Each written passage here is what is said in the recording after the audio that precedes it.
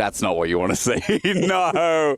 No. I saw it turn sepia. Oh. Oh, man. Well, you know what? It's better it happens at the start. True. Always better happens at the start before we get into the game and breaks the flow of it.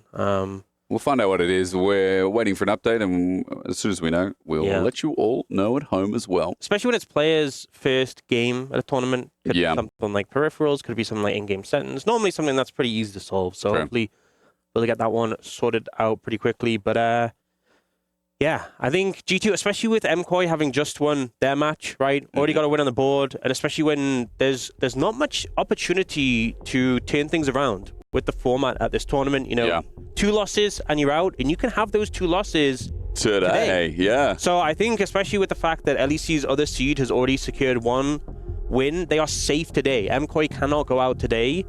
I think G2 kind of need I mean, ideally, they want to get this win. They want to be in the same position. They want to at least be safe for today, make it to tomorrow. True.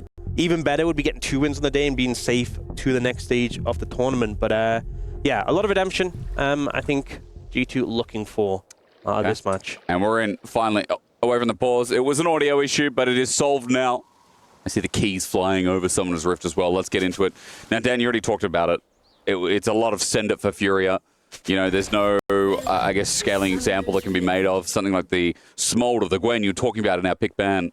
Jackson side lanes, maybe, but let's see how those side lanes are at 15, 20 minutes into the game. Yeah, I mean, it's not like the comp just completely falls off a cliff. No. You're worried about center and the setup there. Yeah, and there's still, you know, if you kill the center, if you manage to get on top of it later. Oh, it's double G2 to LeBron. He's got the extra power of G2, but that support's going to get engaged on. Still the crash down. He holds in place. A flash now away. Hansheimer, the new target, and FURIA have the damage. The follow-up, great. The heal through. Hans gets a slow but a remount, and a cleanse won't save his life. In fact, one more auto, and Ayu gets it. First blood over to FURIA. Such a great start for FURIA. You know, getting that early kill onto the Corki, a pick who often has these really strong early item spikes. You're getting that extra advantage in lane. You burn summoners from the enemy bot side as well. So I think just, you know, G2 kind of lazily walking in there. True. Didn't really have the information to go for this. They see the rel, they're like, hey, let's just go for a quick little trade. But you're into an Annie, right, who has that stun available. I think didn't know that Ayu was there, and Hansheimer kind of pays for the sins of his support. Plus, as well as his flash, Lebrov had to burn the heal to try and get him out. Hans only walks away with a flash that I'm sure he was going to try and burn to get over that wall, but first blood over to the Corki, the perfect way for FURIA to start with this comp. Yeah, really good early momentum, and it's a slight advantage in terms of summons for FURIA because they got the cleanse from Hansheimer, but not that big of a deal. But definitely the start you want. Well, Elaine, let's see how it affects us. Ayu, bless you, Orcs. It's all right. As a good luck sneeze. Yeah, good luck sneeze to start the game off, yeah. Oh, I liked it. As Crashdown comes in again, good dredge line from Lebrov, but his aftershock is down, so... Oh, a little bit mistimed. I think Jojo wanted the level 2, and there was one minion super low on HP that didn't get finished off. Yeah. But still, finding these good trades, getting that early pressure down, what you like to see. And if you keep the pressure on this bot lane, stop Labrov from leaving lane, because I think the Nautilus Pantheon is a really strong duo. They both have that single target CC. Very easy if you catch someone slipping just to burst them down, to focus them.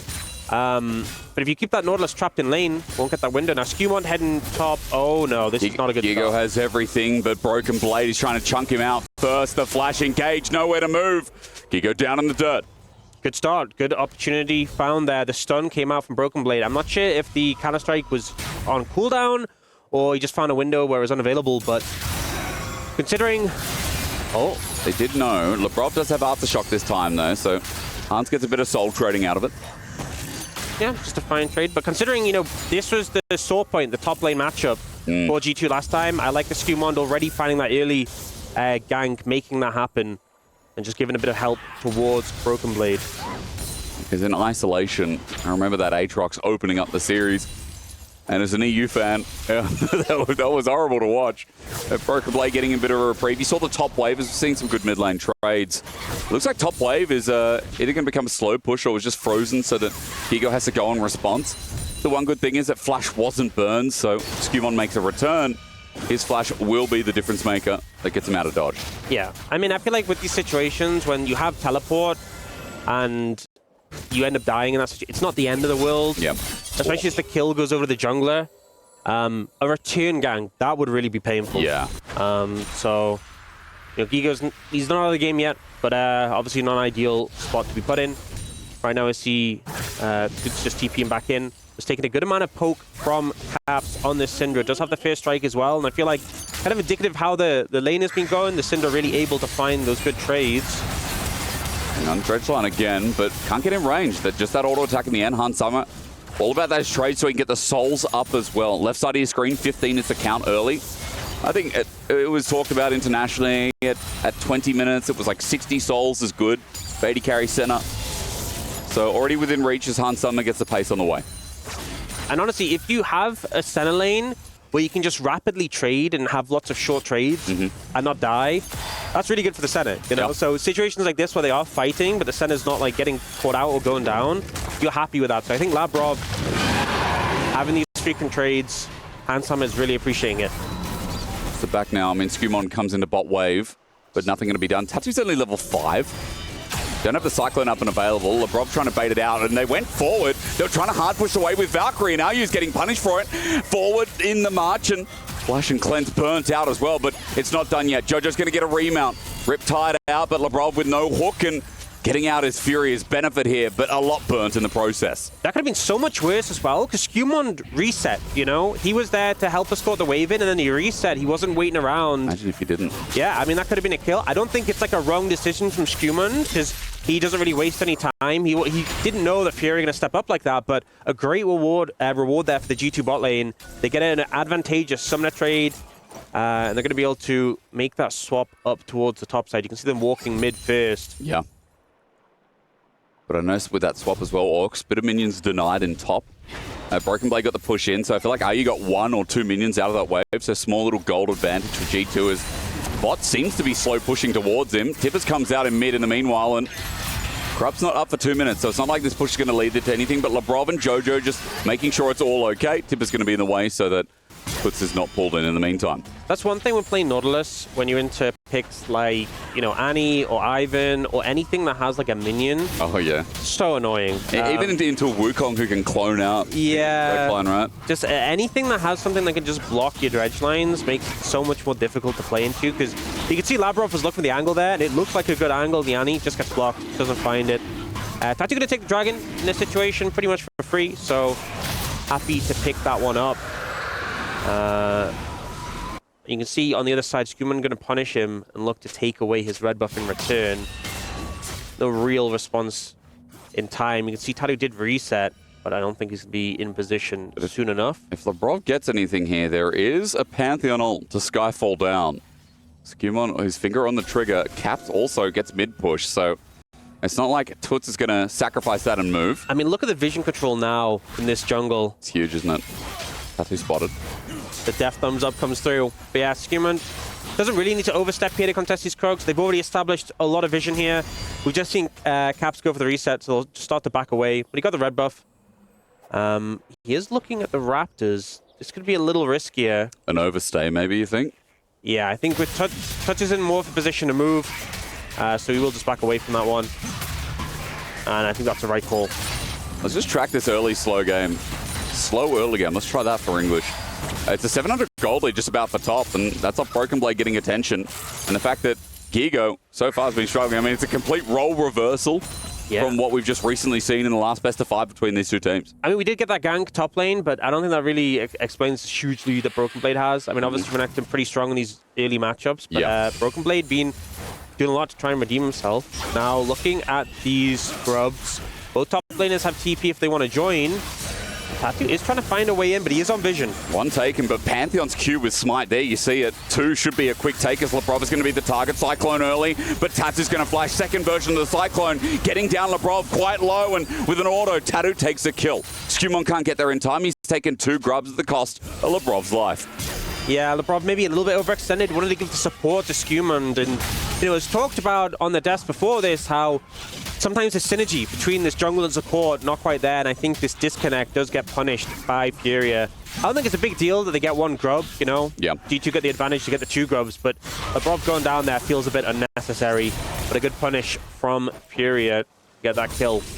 Where are you LCK guys at with grubs? Do you care about them? Because I feel like when we went down to 3 grubs, a lot of people, you know, it's been a lot more of these 2-for-1 trade-offs, a lot more composition dependent. How do you feel about it? I mean... Much of a muchness?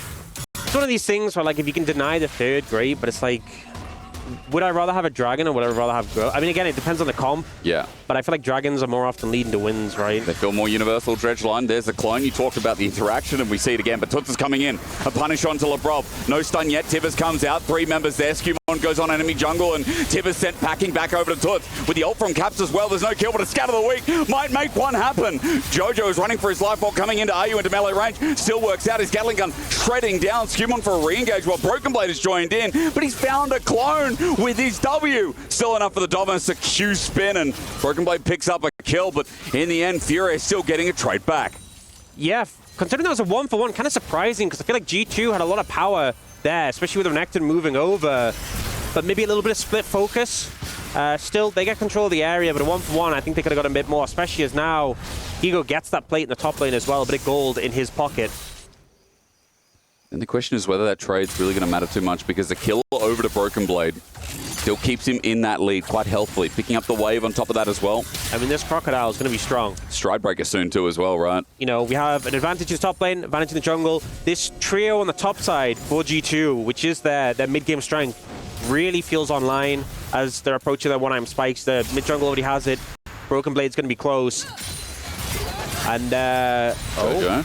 Scatter the week again. It's perma CC, but with Aftershock up, resistances are enough. It's real. But yeah, like these big advantages that G2 have, they make it hard. And you see, so Labrov initially looks for Tadu, doesn't find him. And then we have here, so ult comes down on the Annie, and you can see Labrov trying to look there. Skewmon splits onto the Wukong, Caps ults the Annie, but it just feels a little bit split. And with the summoners coming out, they don't really find the ability to connect onto one target that well. Labrov goes down in return, and Tatu does go down because he just ends up a little bit overextended, unable to get out. He just kind of come back into the fight, but I think G2 could have come out more favorably in that fight, all things considered. Maybe the focus was a bit cleaner. Maybe they just directed that onto one target at a time, yeah, a bit better. They're trying to do that now. Once again, a fight in the enemy jungle. G2 just want to keep going, but a Magnastorm keeps them in place, and Labrov is going to be the burden of bad news. Skewmon gets stunned up, but not enough damage. Labrov is going to sack again as Tatu just finds yet another kill. Labrov dying a few times in the early game while Caps is getting mid. I mean, of all supports, Nautilus is that sort of champion where once you start overextending, you can just die on repeat, on repeat, on repeat. 0-3-0 right now for him, not having the best game. And G2 are still ahead, right? And, you know, they still have this center who's scaling up, but giving some kills back over to FURIA, which they will happily take. Dragon is up and available, though. And G2 still have, I would say, a bit more control over this area. But, you know, with their support dying a lot, they keep forcing him off the map. It's hard to maintain vision. Stun up, hang on, couple more autos, waiting for the Counter-Strike. Broken Blade. His flash is available. But now he has to time it with the Counter-Strike. All it takes is a flash auto Q. He's looking, and he'll take it. A second kill for BB. Oh, he feels good about that one. Redemption after the last time these two top laners matched up. Broken Blade finds the solo kill. Tatu was there, trying to offer cover. Isn't able to do anything. Dragon goes over to G2 as well in the meantime. And suddenly this game is looking super favored towards the EU representatives. That's a Stride Breaker on his back as well. He's now going to take it while supports battle it out down bot. And plate maybe almost denied for G2 as they get that wave in. Skewmon now making the move just to take Scuttle, but as you said, the gold is starting to brew, and the only lane that was really down was Han Summer, but he's a center. We talked about it earlier on in the draft. Now at almost 40 stacks at 13 minutes. Han Summer's chilling. Plus, once you hit that Shiv on center, it just really bolsters your wave clear. Yeah. So it just becomes so much harder to really make use of an advantage because you just thin the waves out repeatedly, and you can just kind of put the center down mid, clear the waves, pick up the souls. It's the other members of the team who are really going to carry you forwards. And then you're just that insurance policy for the team. You're not having a fun time in this one. Even up against the center. Caps Scatter the Week is good. There's a lot of burst potential here. The Unleashed power is up and available, but maybe not enough orbs to play with it. Yeah, I mean, this is level 10 Caps, but he's nearly level 11, and I think maybe a level 11 ult might have been a bit close, right? Whether we would have gone down or not. So Broken Blade now looking to focus him. His ult's very close to being up, though. It is, and if you can clear the minion wave here, he might get enough of the Rain of Anger to get to 50%. The crash down the CC chain. Center ulti buys him some time, but the slice and dice will not get him to safety, as IU just takes away another. Oh, so sad with how close that ult is to being available. The extra health that it gives you and the Fury would have made a difference. IU, yeah, taking some tower hits. But it's a good shutdown that comes through. And this Corki is getting a lot of gold. 302 right now. Okay. And the spikes will be coming in soon. Return play on the top side, maybe? Panther's coming in, flying from the sky, and with the shield vault, unable to move his Gigo. It's just CC chains on both sides of the map that make the kills come alive. Yeah, really easy to pull off with that Pantheon ult coming in. Human able to finish that one out. And will be first tower going over to FURIA, so they'll get the feats of strength. But a quick response from G2. And, you know, the game is not completely out of control, but G2 have 1,500 gold lead. You know, they have that Senna who's going to scale up pretty well. But I think when we get to the point where IU gets that 2-item spike, you know, the Manamune and the Triforce, that is kind of the make it or break it point, I feel like, for this composition for FURIA, where they need to start finding some big fights, need to be getting some backline access, and really maybe dealing with the problem is this Renekton. 1,100 gold ahead in this top lane matchup. That Stride Breaker is going to be accompanied by something else as well. It's a 2-item Renekton. I mean, it's such a powerful point as G2. Starting off the Herald, but no contest. Wrong side of the map right now is Tattoo. They're giving this one up. Might just be the contest of the Dragon in 2 minutes, as Herald is a good way to open up mid. Yeah, it's so low. That's just Herald just kill that tower whenever they want to go for it. TP coming in, though. Oy. There's no tower. That's a dead Annie. And she's on a ward, and they know her stun was just used. So W on a 3-second, 4-second cooldown. There finally with Tippers out, but what will that do? Scatterwig against the wall. Look away. Caps will take kill number 1, and G2 are going to open up an inner with that great move. Yeah, I think maybe thinking, right, mid tower's pretty low. You know, we have the long range of a Senna. Don't need the Herald to break the mid-tier 1. Instead, just going for that influx of gold from this top tier 2. And FURIA, there's no real way for them to respond right now, you know? Ego's pushing in that bot lane tower, but we have Caps sent there to defend, and it just ends up being a really positive play for G2. And our 1,500 gold lead for that Renekton. It's going from bad to worse. Yeah, it really is. As you said, though, waiting for this Corki to get the second item. Waiting, I should say, for Toots to get the first item as well. Because Zanny's very much behind the curve. And he bursts as well, I think. Something that we've kind of realized is not all that massive at 1 items, maybe 2. I mean, that's the thing with Annie is that, you know, support Annie was a thing for so long because even if you are behind, you still have that CC. But there's such a big difference between an Annie who drops a full combo one-shot you and an Annie who drops a full combo and does, what, like 50% of your health? Yeah, and then you just got to wait for the rotation. Well, you got to wait for Q, for W as Stride Breaker slow. Are you over the wall? And so I'm not going to find anything else. G2 moving as a 4-man unit. You know, she is a burst mage, and when you don't have that burst, it feels pretty bad. You're just a mage. It's not a sad title, isn't it? Gigo caught out. He's got a counter-strike. That'll buy him some time, but Lebrov's waiting. He knows the flash is coming. Dredgeline as well. Look how much time it's bought with the depth charge. Gigo will go nowhere, and G2 will play with their food. Third time here for Skubon. It feels like G2 are playing so well, rotating around the map, taking these towers, finding opportunities to punish. The setup they have with this single target CC really paying off. And now FURIA just trying to push the mid wave out, but there's no way they can contest this. There's no way they can contest this Dragon. And G2 are taking more and more this game. Look at his souls. 51 souls, 17 minutes, almost 18 minutes. And again, 60 by 20 is like the margin. That's like the, hey, we've had a good center game.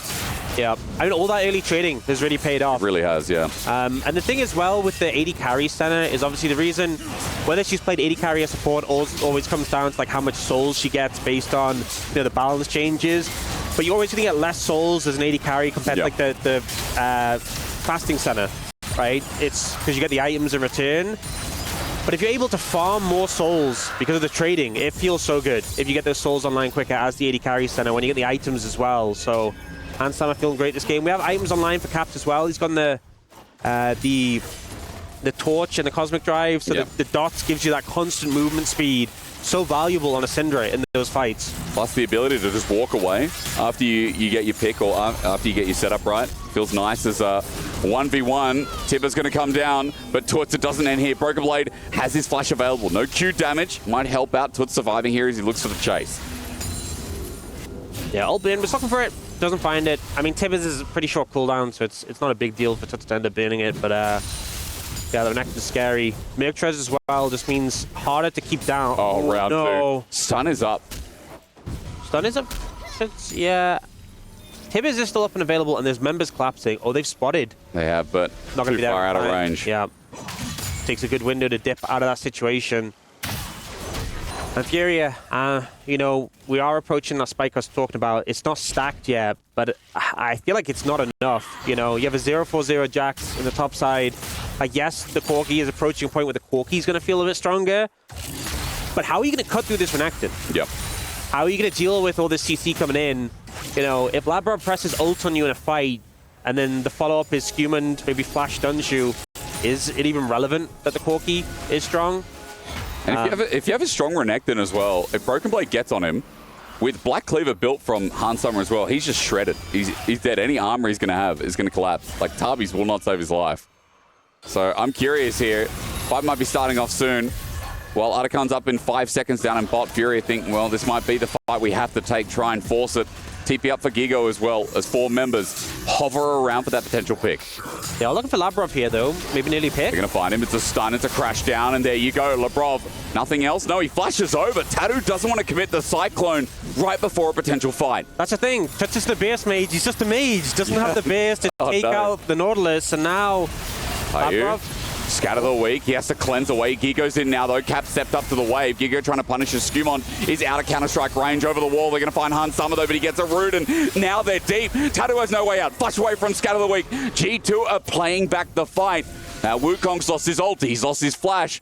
FURIA have no longer a way to get a harder engage. I feel like this is worse for FURIA, right? They've been a lot, don't get me wrong, getting Hansummer flash, getting the flash from Labrov, but a lot invested. The fact that they don't have the Cyclone, they don't have the Tibbers anymore. Yep. I'm not sure if you can really fight this. The resets are coming in. They can't stop the Dragon. I think G2 just take this and put themselves in... actually, it's not even up yet. I was saying take the Dragon, but it's not even up for a while. Well, 2 minutes. I mean, you can still get yourself some deep vision here, as Labrov is starting to do. I guess the extra G2 stands for no game 2. Yeah. That is what they can take right now. Okay.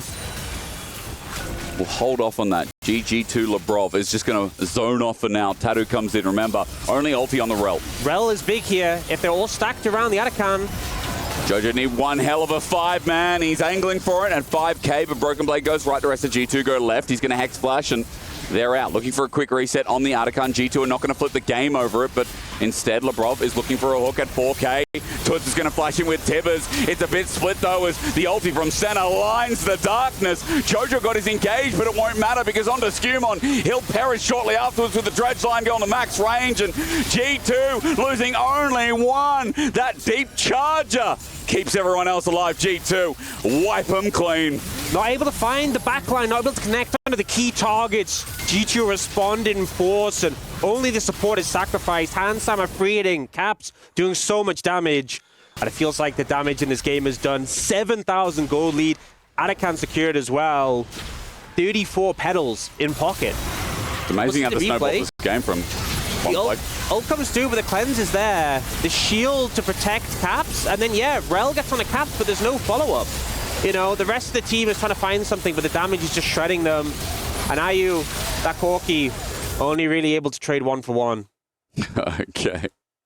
Well, I guess in a best of 1, kind of rough as... Look at that damage dealt by Hansummer. And the thing is, with the Senate, you're also doing so much healing and shielding in the fight. So you're getting so much value from that pick on top of the damage. Oh, you go in trouble. He's just going to be stunned up. I mean, Counter-Strike, you're waiting, but there's no point. Broken Blade with another, and G2, they're starting to dot the I's, cross the T's at 23 minutes here. They charge in through bot, and another inner for their troubles.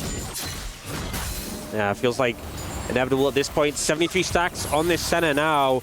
Doesn't quite have the rapid fire, but the range really starting to be a major issue. We'll just start to pick up some of these turrets. Well, it's a very different game 1 that we last remember, but for G2, a much-needed recovery when it was really revenge on the line for FURIA, pushing them so far. You can see opposite sides of the map right now. It's all about that trade for objective bounty, but double in a turret, that's all that's going to be taken while Skewmon solos the Dragon. Tattoo's like, I'm just going to try and take jungle, get some gold back, but they're down almost 10,000 at the 24-minute mark. Yeah, it feels really rough from this point of the game. Handsaver's flashes down, though. I feel like you got to just try and find a Hail Mary. If you overstep, just got to send it. I think playing slow from this point on isn't going to help you. Yeah. There's no outs that you get with playing for time, especially now Handsaver's a rapid fire as well.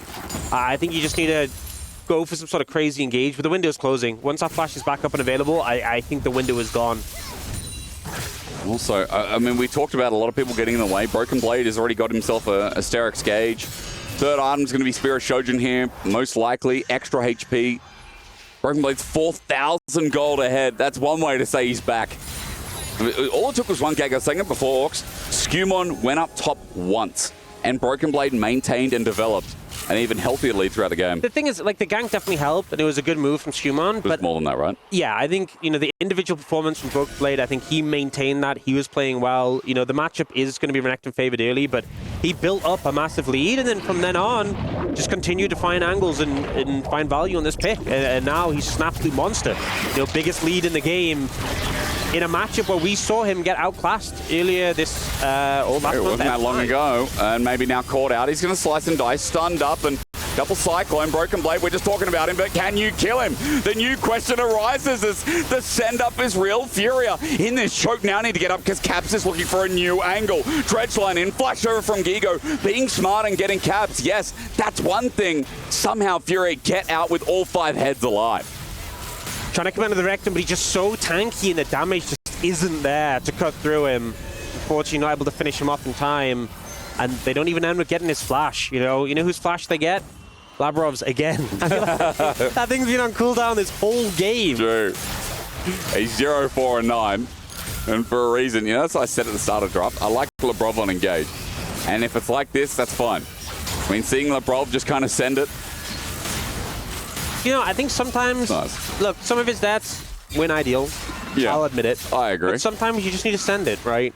True. You know, not a KDA player. I think that's something we can say about him. Not a KDA player. One of the highest insults in League of Legends, isn't it? You know, I don't think Gigo's a KDA player either this game. No. Also a compliment. He's got a roughie. No. G2 are just putting in the final touches, aren't they? Jojo's going to look for a counter engage as Broken Blade stuns up and a flash away from the dredge line. Here we go. Once again, the Grand Starfall and Skyfall rather. Broken Blade's found his angle and Toots is just an auto away. Can they kill him? Yes, it's a trade. It's not bad. Skewmon goes a bit far forward with Tibbers helping out as well. It's going to be Jojo who makes it a 2-for-1. Broken Blade gets the Shojin on his deathbed, but G2 still have numbers advantage. Feels like they have to do so much work just to answer that kill back. It's so much effort put in by FURIA to even make that happen. It's something though, right? The shutdown on a Broken Blade, they'll take it. But G2 trying to maintain control of this area, set up this Baron. And just clearing out any vision. And every time you have to approach and try and contest it, it's going to cause issues. So tapping the flash away from this, losing access to that flash tip is always going to feel bad. I think Jojo did a great job of peeling here, buying time. IU is starting to do some damage, you can see. Does eventually burn through the Renekton, but and that big one actually hit Skewmon there, but it's still just not quite enough. Steps away from regaining pride. Yeah, at least Labrov, he can die, but he can also land some pretty good hooks here. And Skewmon got ahead early as well, but he's just quietly achieving in these team fights. 0 from the Jacks. It wasn't really in the fight, I think. Yeah, 90 stacks now from the center. Plus that rapid fire cannon. Firmly online, I think is safe to say at this point. And Cap's about to hit level 16. Does have the 120 stacks. You know, very stacking game for G2. Once that level 16 comes online, that's when the ult is just full power. And the Scatter of the Week's apparently look even better. Labrov's close to a hook. Also the 3.5% AP as well added into the mix. So with the Blackfire Torch, there is a lot of extra ability power hidden under the layers as Caps is on no wards. He's looking for a Scatter of the Week. They're a bit blind at the moment. We'll go a bit to the right where FURIA are hovering. Only to the left. G2 covering all the vision they can as FURIA just try to defend the jungle that they can. Tattoo wants a single camp, please. If Skewmon's going to let him. You can have the Krogs. I don't think he's that bothered about it. Okay. But clearing the vision out, doing a good job of this. It is that one ward. Skewmon does spot it, though. You can see the one he's clearing right now. And There's nothing else, really. They're going for these really shallow wards. They're getting cleared now. Tutsy's in trouble. It's a dredge line, scout of the week, and with the Starfall in the back line, Skewmond has found himself another angle. He's got GA, he cares not if he gets traded off in the process, but there's a pick. Tuts is down, and there's a Baron, there's a Dragon. G2 can now just take their pick. Yeah, I mean, with one down, you could move towards the Baron, but it looks like Skewmond just going to take the Dragon, the easy objective. Oh, Jojo. Walking into a Renekton, not what you'd call ideal. I mean, nowhere is safe. The problem is you have to try and contest the vision on the Baron. They didn't have any other options, and he just gets taken down for free. Meanwhile, they're picking up Soul. G2 have complete control of this game right now, and FURIA completely at their whim. It's actually quite clean. It's one of G2's cleanest games I've seen in the past couple of months, and they're working away. FURIA have no contest, no clue. Baron's up now as well, and as you said, Soul's already picked up. Baron is just the nice little cherry on top for G2 in this best of one. Yeah, it's nice. They pick up the Dragon, they can reset, they can head towards the Baron. They still have control of that area. You know, soup it out a bit more, and then you get like max time on the Baron. Cloud Soul as well.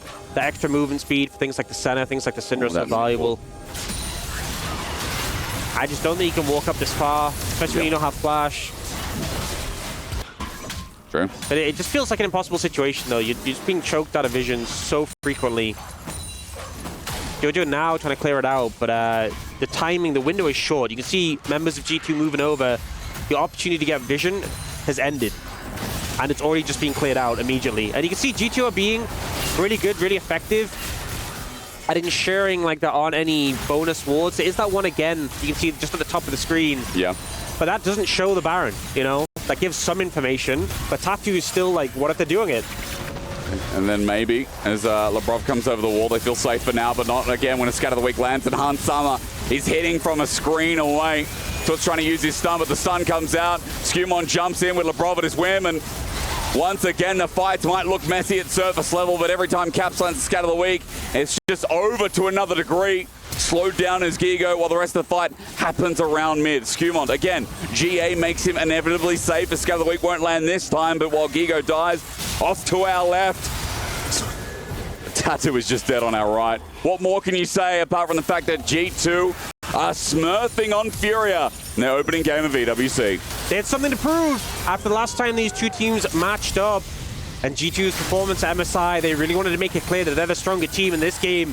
They did. Gonna be able to close this one out. Jojo, last man, trying to defend, but he's not gonna be able to do much here. It's faith in G2 being restored. It's faith against FURIA when they made them work so hard for it at MSI, but at EWC, G2 have arrived in a big way. A 1-0 against FURIA to kick them off. EU will not be sent into the lower bracket as we kick things off. You see a big smile on Broken Blade's face there, and I think he's feeling good about that matchup. You know, said himself, he wanted to go into this matchup